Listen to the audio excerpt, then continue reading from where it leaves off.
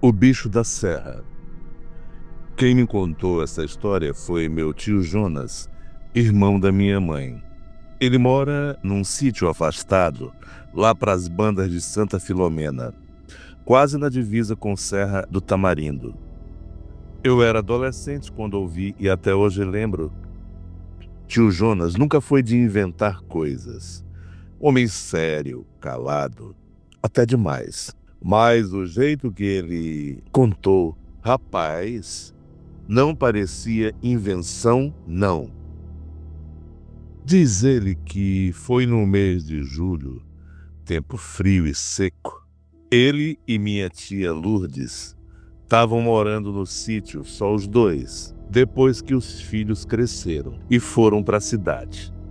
A casa era de taipa, bem simples, rodeada por mato e umas plantações pequenas de mandioca e milho. De noite, o breu da lamparina quase não dava conta, e o silêncio só era quebrado por grilo, de vez em quando um outro uivo vindo da serra. Naquele dia, eles tinham passado a tarde assando milho na fogueira, coisa de costume no frio. Tio Zeca contou que, quando deu umas 8 da noite, ele começou a ouvir um barulho estranho vindo do mato, tipo um arrastar pesado, como se algo grande estivesse andando devagar, empurrando o galho, quebrando o graveto. Ele achou que podia ser um tatu ou até um porco do mato, mas a calma dele acabou quando o cachorro, o Totó, começou a rosnar abaixo, com o rabo entre as pernas, e depois correu para debaixo do alpendre. É bicho ruim, tia Lourdes falou. Ela sempre teve uma fé nessas coisas do além. Fez o sinal da cruz e foi buscar o terço. Tio Zeca riu nervoso, mas foi buscar a espingarda que ele guardava atrás da porta. Disse que era só para garantir. Na hora que ele saiu para a varanda, a lua estava quase cheia, coberta por umas nuvens grossas.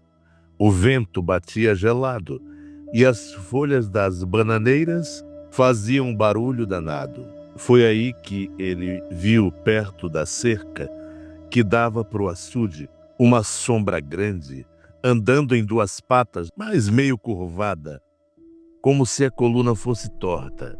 Ele parou travado. O bicho tinha pelo escuro, meio ralo, e uns chifres curvos saindo da cabeça. Tipo de carneiro, mas o corpo parecia de homem. Só que os olhos brilhavam vermelho no escuro e ele parecia farejar o ar, como se soubesse que estava sendo observado. Tio Zeca jurou que o bicho olhou direto para ele. Não gritou, não avançou, só ficou parado, encarando. Nessa hora, a espingarda quase caiu da mão dele. Tia Lourdes apareceu atrás dele rezando alto e puxou para dentro. Eles fecharam tudo e apagaram a lamparina e se trancaram no quarto, com o cachorro gemendo no canto. Disse que ouviram passos pesados circulando a casa por um tempo. Uns arranhões na parede de barro, como se o bicho tivesse procurado uma entrada.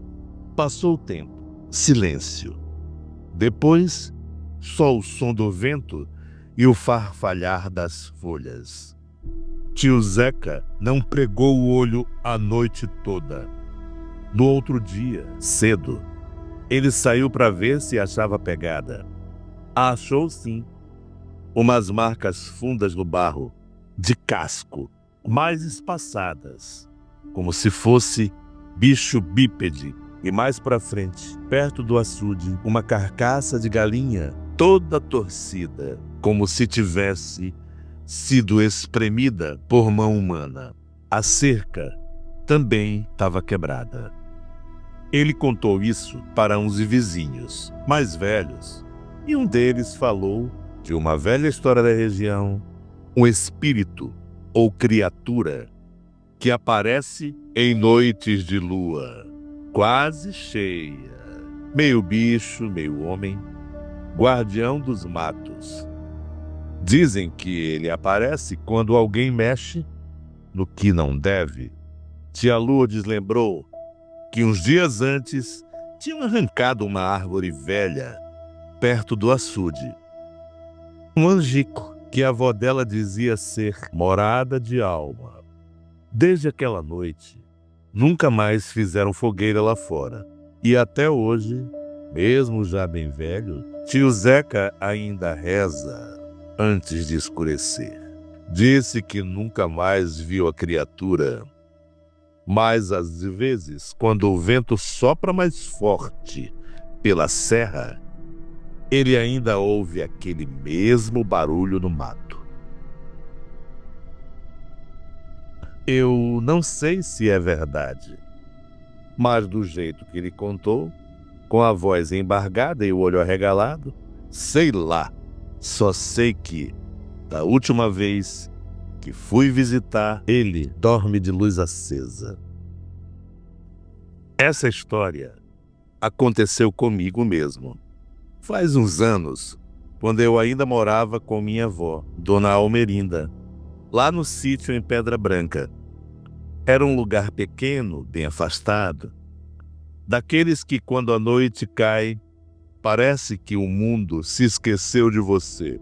E o pior, nosso sítio ficava perto do cemitério do povoado. Um cemitério velho, meio largado, com mato alto, cruz de madeira torta, uns túmulos quebrados. Só de olhar já dava calafrio. Naquela época, eu ajudava seu Gervásio, o coveiro, de vez em quando. Ele era velho, quase cego de um olho, mas teimava em continuar cuidando do cemitério com aquele jeitão dele, calado, mas sempre sabendo de tudo. Foi numa sexta-feira, depois de uma missa de 7º dia, que aconteceu. Tinha chovido fininho o dia todo e a terra lá do cemitério estava bem molhada. A gente ficou para terminar de limpar umas covas e arrancar o mato. E eu lembro bem da minha avó dizendo: Naldo, não vai mexer com essas coisas de morto à noite, menino. A noite é só dos que já foram. Eu ri, mas fui assim mesmo. Já era quase 7 da noite. A lanterna que a gente usava era velha, tremilicava, mas que ajudava. Eu estava varrendo umas folhas perto de um túmulo antigo, bem no canto do cemitério, quando senti aquele arrepio na nuca, um frio seco que parece vir de dentro da espinha. Aí eu virei, achando que seu Gervásio tinha se aproximado, mas ele ainda estava longe, sentado numa pedra, tossindo. O que eu vi foi uma sombra, alta, magra, andando entre os túmulos, devagar, arrastando os pés. Chamei meio nervoso: "Ô seu Gervásio, é o senhor?" Mas ele não respondeu. E aí a sombra parou bem do lado de uma cruz de madeira e virou, só que não tinha rosto. Eu juro por tudo que é mais sagrado, não dava para ver rosto. Era como um buraco preto, uma mancha no ar, mas dava para sentir, como se aquilo estivesse me olhando direto. Travei, não conseguia correr nem gritar. O ar ficou grosso, parecia que eu estava respirando terra molhada com coisa podre. A lanterna piscou de novo e por um instante eu vi mais claro. Era um manto rasgado, se mexendo sozinho, como se o vento batesse só nele. Dos braços pendiam os dedos finos, longos demais. Pareciam galhos secos de árvore morta. Foi aí que ouvi a voz de seu Gervásio: "Naldo, corre para a capelinha, agora." Eu nem pensei. Voei até a capela que tinha ali no canto do cemitério, empurrei a porta de madeira e me tranquei lá dentro no escuro, só ouvindo meu coração disparado. Lá fora escutei passos, arrastando devagar, rodeando a capela, e um gemido baixo, comprido, como uma respiração de coisa que não devia mais respirar. Fiquei ali no escuro rezando feito criança, esperando acabar.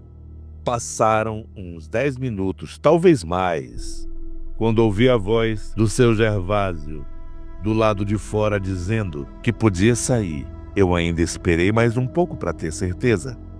Ele estava pálido, disse só isso. Não era para ter mexido com os mortos hoje. Depois ele me contou que aquilo era o tal Vigia do Campo Santo. Uma coisa antiga que aparece quando se mexem no cemitério em hora errada. Disse que já tinha visto uma vez, muitos anos atrás, e que quem olha para ele de verdade, de frente, corre risco de ser levado. Que ele ronda os túmulos, esperando alma perdida, ou quem desrespeita o lugar dos mortos. Minha avó acendeu vela por 3 noites, mandou benzer a casa e me proibiu de voltar lá à noite. Eu também nem queria. Por semanas não dormi direito. Até hoje, mesmo adulto, com filho e tudo, quando lembro daquele vulto e daquele gemido, meu sangue esfria. Se você acha que é mentira, tudo bem. Eu mesmo já me perguntei se sonhei, se imaginei, mas aquele cheiro, aquele arrepio, essas coisas não se inventa. Aquilo estava lá.